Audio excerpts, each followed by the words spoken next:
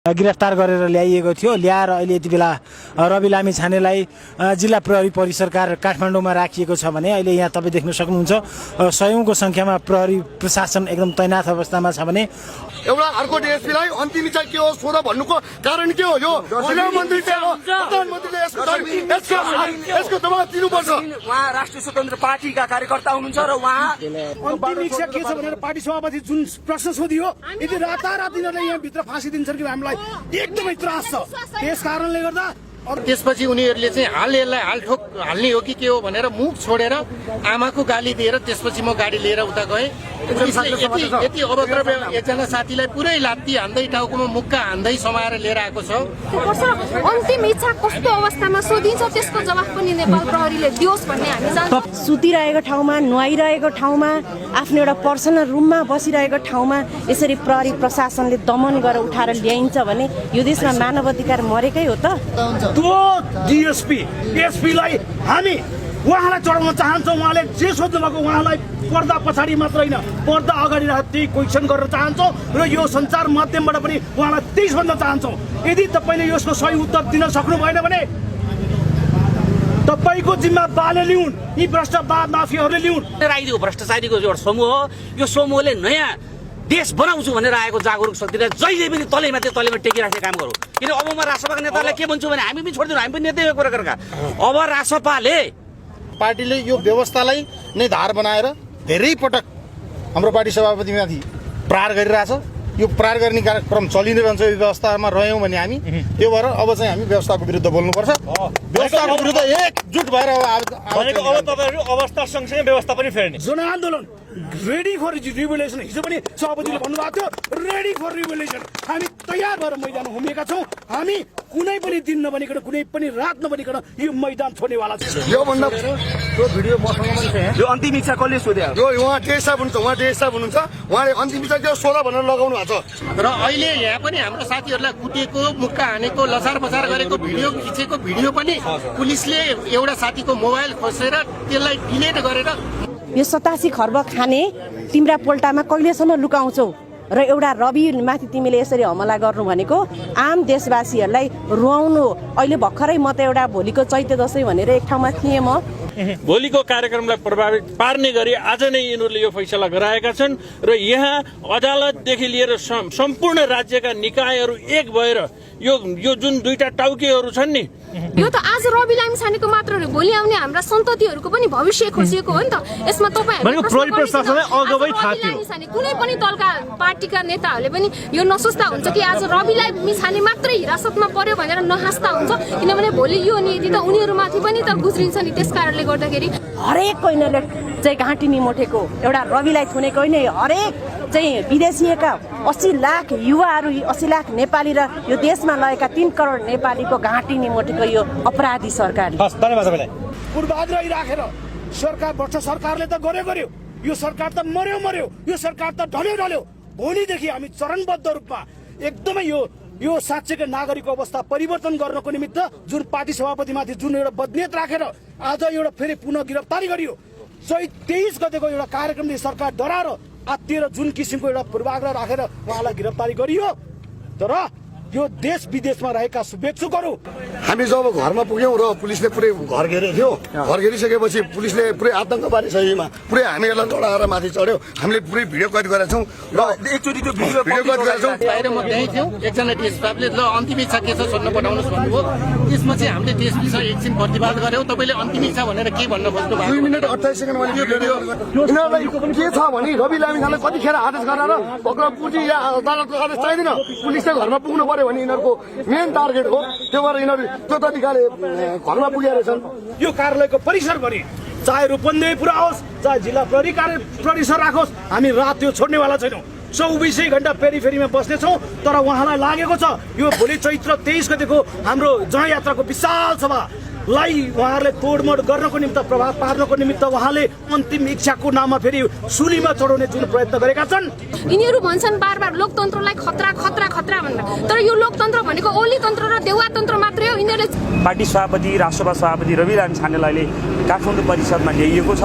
एउटा किसिमको अन्यल छ। मान्छेले विभिन्न ढङ्गबाट हेरिरहेका छन्, कतिपयले भनिरहेका छन् बेडबाटै समातिनु कारण के हो, र मिडियामा पनि भनिरहेको छ तपाईँको अन्तिम इच्छा के हो, यस्ता किसिमका कुराहरू आइरहेको छ।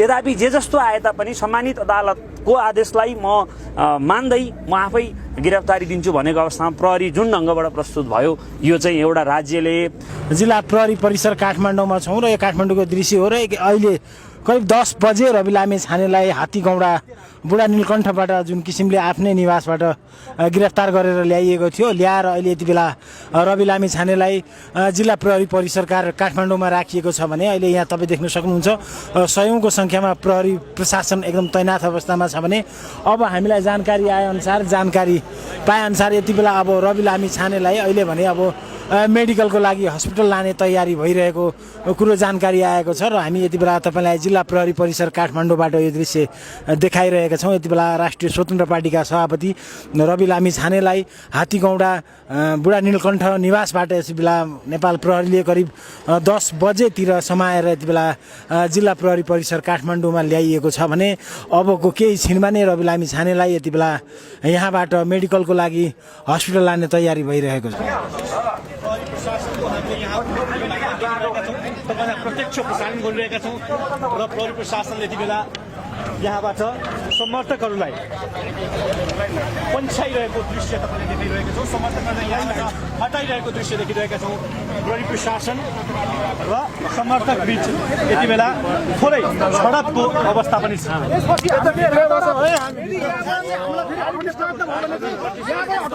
हामी यहाँबाट हटाउने प्रयत्न हामी मान्नेवाला छैनौँ।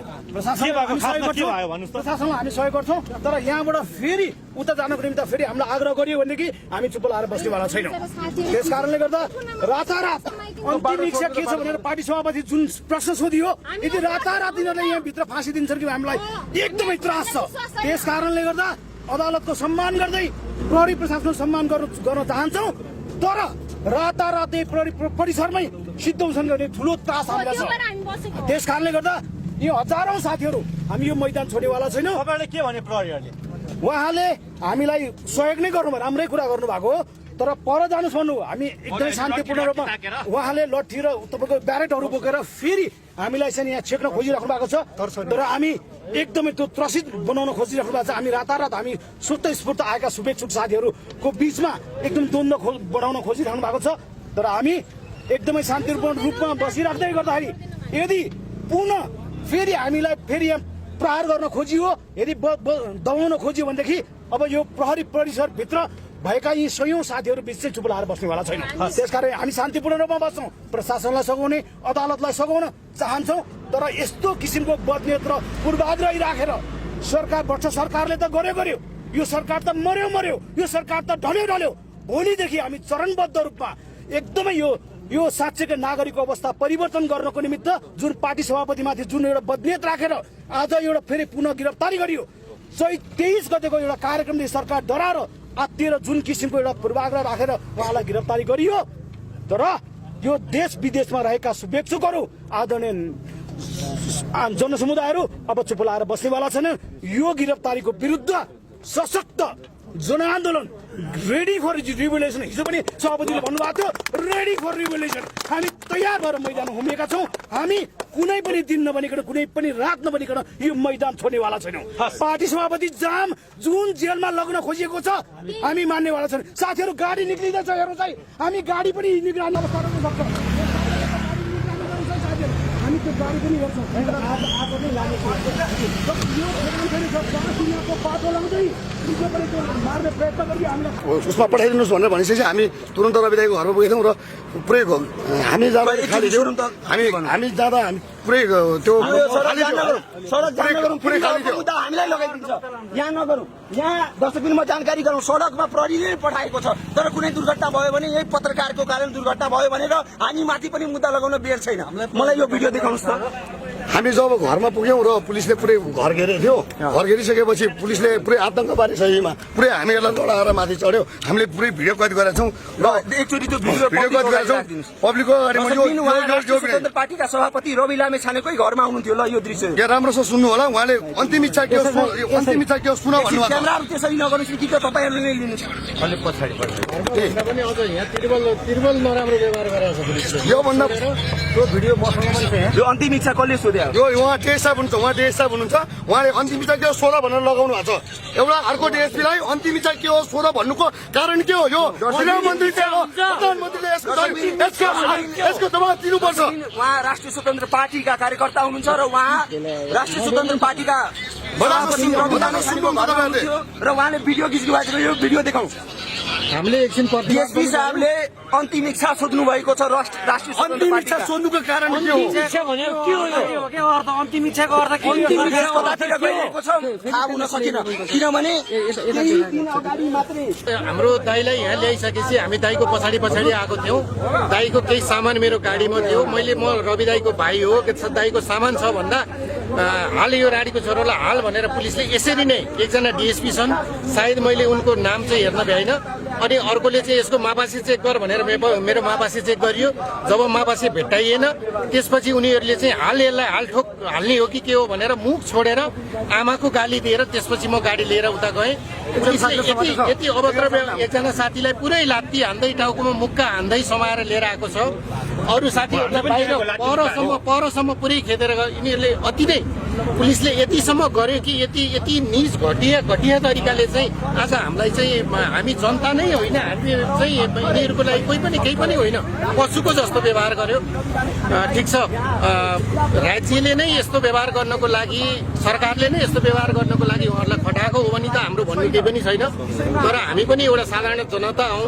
जनतालाई गर्ने व्यवहार बोल्ने शब्द जबकि एउटा डिएसपी जस्तो पदमा बसेको प्रहरीले त्यो शब्द बोल्छ भने उहाँभन्दा पछाडिका अरू प्रहरीहरूले के सिक्ने उहाँबाट बस मेरो योभन्दा भन्नु केही पनि छैन आज जे व्यवहार उहाँहरूले देखाउनु भयो त्यो व्यवहार तपाईँहरूले सधैँ देखाउनु होला बल्ल तपाईँहरूले दिएको नारा छ नि त्यो नारा के भन्छ नि प्रहरी चाहिँ हाम्रो साथी सायद तपाईँहरूले त्यही नाराको र त्यो व्यवहार तपाईँहरूले मिलाउनु भएको होला त्यो मिल्यो कि मिलेन यसको चाहिँ मिलेर नमिलेको कुरा चाहिँ जनताले यसलाई डिसिजन गर्छ तपाईँहरूले जे व्यवहार गर्नुभयो त्यसको लागि धन्यवाद लाठी चाहिँ बाहिर म त्यहीँ थियो एकजना डिएसपी साहबले ल अन्तिम इच्छा के छ सोध्न पठाउनुहोस् भन्नुभयो त्यसपछि हामीले डिएसपीसँग एकछिन प्रतिवाद गऱ्यौँ तपाईँले अन्तिम इच्छा भनेर के भन्न खोज्नु भएको 2 मिनेट 28 सेकेन्ड यो भिडियो हामीसँग सुरक्षित छ र अहिले यहाँ पनि हाम्रो साथीहरूलाई कुटेको मुक्का हानेको लसार बसार गरेको भिडियो खिचेको भिडियो पनि पुलिसले एउटा साथीको मोबाइल खोसेर त्यसलाई डिलिट गरेर मोबाइल फिर्ता गरेको छ पुलिसहरूले पुरै आतङ्कवादी शैलीमा घरभित्र छिरेछन् अनि जुन तरिकाले हामीले पक्रापुर्ची त दिनुहोस् अदालतले आदेश त दिनुहोस् भन्दा पनि उहाँले 2 घण्टासम्म नदिएको अवस्था छ त्यही त्योभन्दा अगाडिदेखि नै पुलिसहरूले हामीलाई धरपकड गरेर अदालतबाट पक्रापुर्ची जब पुलिसहरू त्यहाँ अपराध महाशाखाको टोली जब घरमा निवासमा पुगेको थियो 2 घण्टापछि लिएर पुरा आयो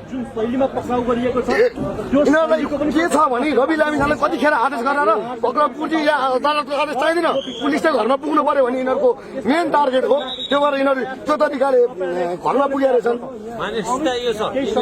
अपराध महाशाखा काठमाडौँ अपराध महाशाखाका डिएसपीले बकैदा भन्नुभएको छ मेरो मोबाइलमा पुरै भिडियो रेकर्ड छ मेरो नम्बरमा प्लिज मैले त्यो भिडियो पनि पठाइदिन्छु पब्लिकको अगाडि म राख्नै पर्ने हुन्छ यो अन्तिम इच्छा जुन यो रवि लामिछानेलाई पक्राउ गरेर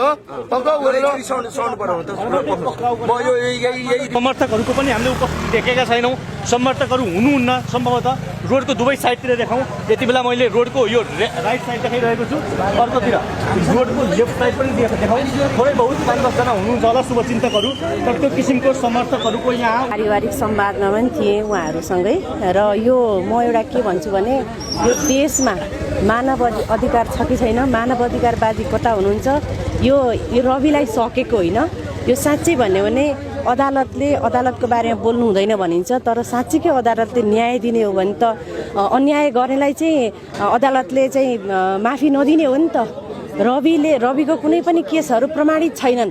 यो के गरेको, यो देशमा के हुन लागेको, यो अपराधीहरूले गर्न खोजेको के हो र अब हरेक नागरिकको उत्तर उहाँहरूले दिनुपर्छ। यदि यो सहकारीकै केसमा उहाँलाई सुतिरहेको ठाउँमा, नुहाइरहेको ठाउँमा, आफ्नो एउटा पर्सनल रुममा बसिरहेको ठाउँमा यसरी प्रहरी प्रशासनले दमन गरेर उठाएर ल्याइन्छ भने यो देशमा मानव अधिकार मरेकै हो त? के हामी नागरिकको अधिकार छ कि छैन यो सोध्ने? कि यो चाहिँ एक कुरालाई फोकस गरेर ल्याउने खोज्ने हो? यो देश त्यही हो?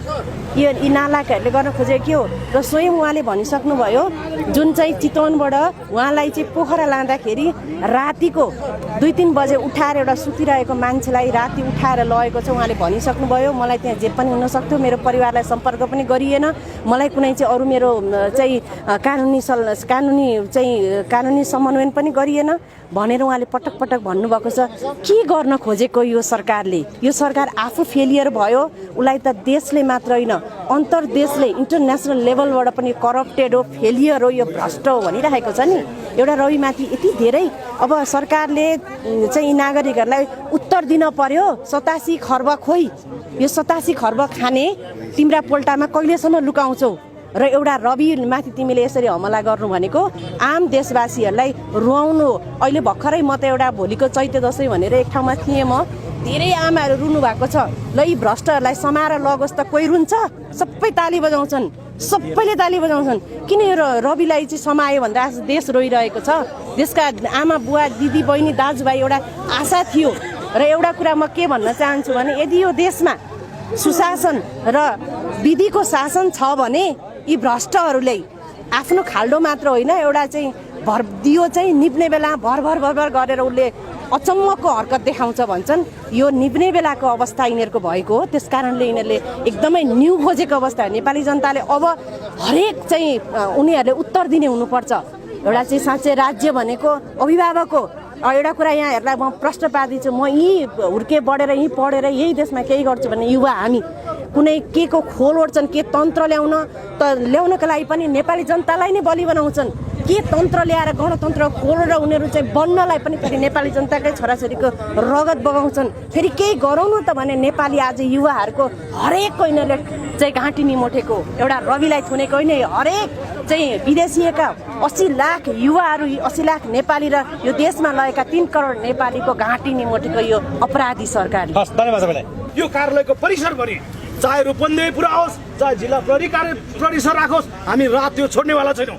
24 घण्टा फेरीमा बस्नेछौँ। तर उहाँलाई लागेको छ यो भोलि चैत्र 23 गतेको हाम्रो जनयात्राको विशाल सभालाई उहाँहरूले तोडमोड गर्नको निमित्त, प्रभाव पार्नको निमित्त उहाँले अन्तिम इच्छाको नाममा फेरि सुलीमा चढाउने जुन प्रयत्न गरेका छन्।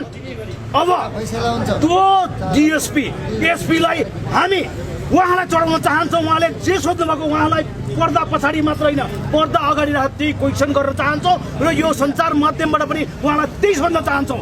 यदि तपाईँले यसको सही उत्तर दिन सक्नु भएन भने तपाईँको जिम्मा बाले लिउन्, यी भ्रष्ट माफियाहरूले लिउन्। अब जनताले तपाईँ एसपीलाई छोड्नेवाला छैनौँ। हाम्रो सभापतिलाई सकुशल जस्ताको तस्तै हरेक घन्टा साधने गर्नुहुन्न भने तपाईँ डिएसपीलाई हामी ती ठाउँको ठाउँ लगाएर आम नागरिकले जिल्ला परिसरभित्र लगाएर तान्नुपर्ने अवस्था नरहोस्। हामीलाई थाहा छ हामी कहिले पनि यो देशमा फेरि द्वन्द्वले शान्ति नभएको अवस्था छ।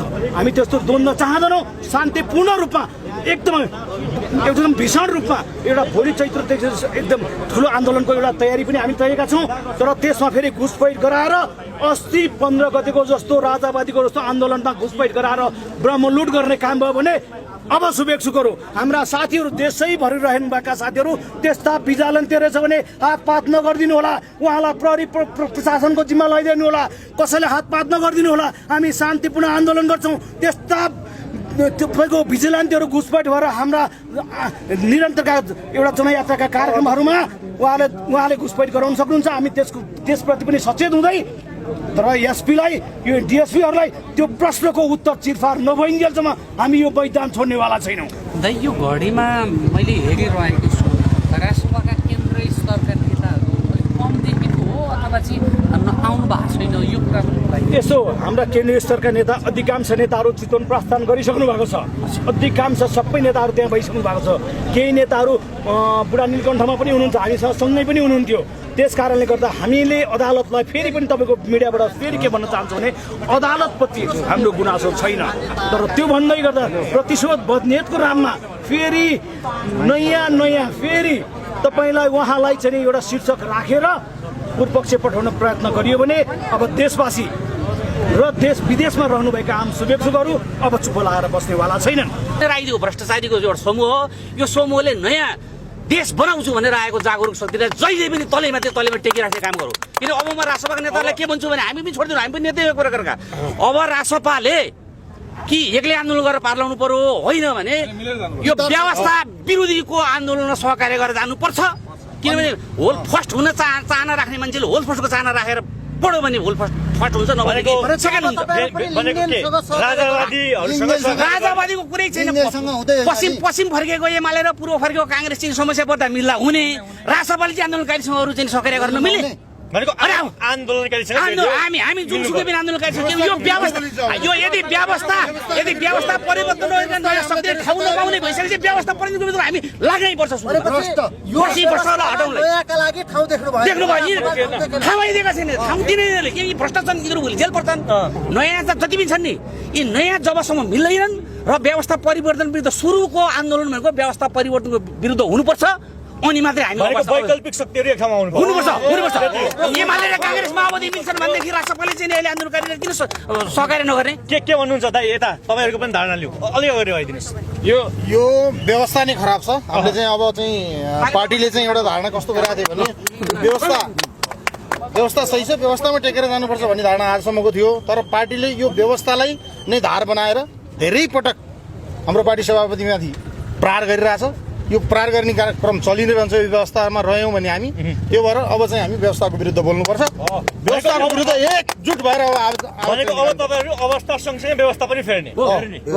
जस्तो कि हामीले ठ्याक्कै देखिरहेका थियौँ तपाईँको जनयात्रा छ भोलि, चितवनमा त्यो खालको सभा पनि राख्नु भएको छ र आज ठिक त्यो जनयात्राको सभाको पूर्व सन्ध्यामा मध्यरातमा पक्राउ पर्नु भएको छ। यसलाई चाहिँ कसरी लिनु भएको छ? अब हामीले भन्ने कुरा के हो भने हामी अघिदेखि यहाँ साथीहरूले भनिराख्नु भएको छ गणतन्त्रको नाममा, यो गणतन्त्रको नाममा चाहिँ के छ भने अधिनायकवाद लादिरहेछ यिनीहरूले यहाँ सम्पूर्ण रूपमा षड्यन्त्र गरेर हाम्रो सभापतिमाथि र विशेष गरी भोलिको कार्यक्रम छ नि, भोलिको कार्यक्रमलाई प्रभावित पार्ने गरी आज नै यिनीहरूले यो फैसला गराएका छन् र यहाँ अदालतदेखि लिएर सम्पूर्ण राज्यका निकायहरू एक भएर यो जुन दुईटा टाउकेहरू छन् नि, दुईटा ठुला पार्टीहरू मिलेर जसरी राज्यलाई कब्जा गरेका छन् र राज्य मात्रै होइन यसले राज्यका सम्पूर्ण संयन्त्रहरूलाई यिनीहरूले कब्जा गरेर यी जुन पनि नयाँ किसिमले केही गर्छु राज्यलाई अगाडि बढाउनु पर्छ भन्ने हिसाबले जुन नयाँ शक्तिहरू आउन खोजिरहेका छन्। जस्तो कि जयजी तपाईँ हुनुहुन्थ्यो त्यहाँनिर पक्राउ गर्ने बेला, तपाईँले त्यो प्रश्न आफ्नो मनले सोध्नु भयो कि तपाईँलाई माथिका मठाधीशहरूले तपाईँलाई त्यो प्रश्न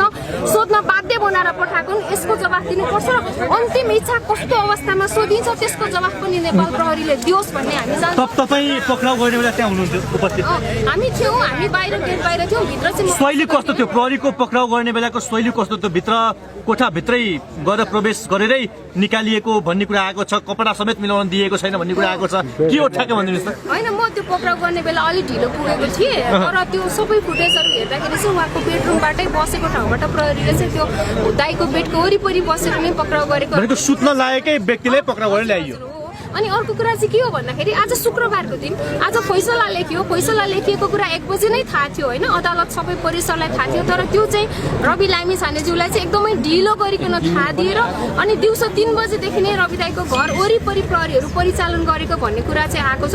यसमा चाहिँ यो राज्यको मिलेमत कसरी राज्यले एउटा नागरिकलाई चाहिँ दबाउन खोज्छ भन्ने कुराको प्रमाण हो। यो त आज रवि लामी छानेको मात्र हो, भोलि आउने हाम्रा सन्ततिहरूको पनि भविष्य खोजिएको हो नि त।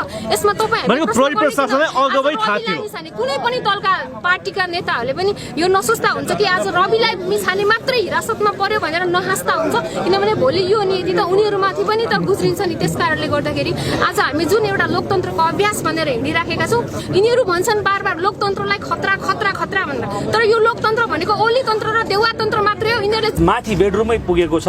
यद्यपि पार्टी सभापति रवि लामिछानेज्यूले म चाहिँ आफै गिरफ्तारी दिन तयार छु, सम्मानित अदालतको आदेशलाई मान्दै म प्रहरीसँग उपस्थित हुन्छु र म गिरफ्तारी दिन तयार छु भनिरहेको अवस्थामा प्रहरीले एउटा प्रेसर फिल गरे जस्तो अनुभूति भइरहेको थियो।